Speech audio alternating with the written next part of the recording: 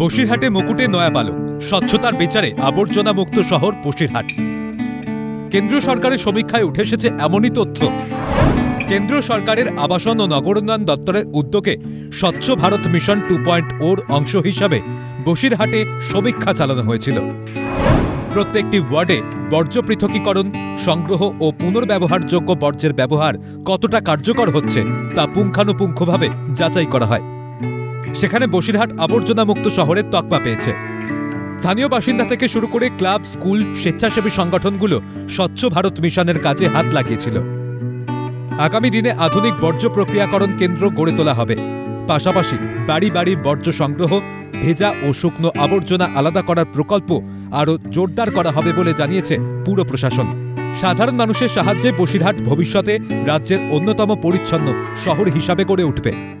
তো সব রকম ভাবে চলতে চলতে আজকে 1 স্টারে আমরা পৌঁছিয়েছি। এরপরে আমাদের টার্গেট আছে 3 স্টার, সেটা আগামী নভেম্বর থেকে আবার শুরু হবে। তাতেও আরও অনেক বড় পরীক্ষা, সেটা সেই পরীক্ষার জন্য আমরা প্রস্তুত। সচেতনতা শিবির করার জন্য একটা পরিকল্পনা আছে আমাদের।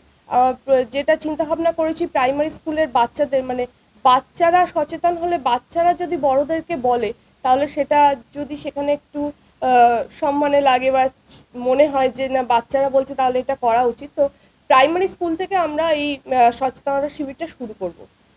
বসিরহাট শুধুমাত্র উত্তর 24 পরগনা জেলার গর্ব নয়, রাজ্যের কাছে একটি উদাহরণ হিসাবেও কাজ করবে।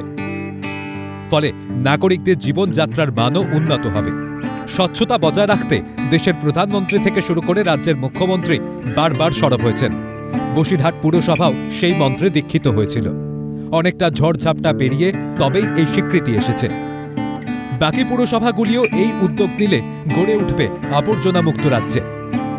স্বচ্ছ ভারত মিশন 2.0 আওতায় সমস্ত রাজ্যকে আবর্জনা মুক্ত করতে প্রতিশ্রুতিবদ্ধ, যা শেষ পর্যন্ত নগরবাসীর জীবনযাত্রার মান ও জীবনযাত্রার স্বাচ্ছন্দ্য উন্নত করবে, যার ফলে নগর রূপান্তর ঘটবে।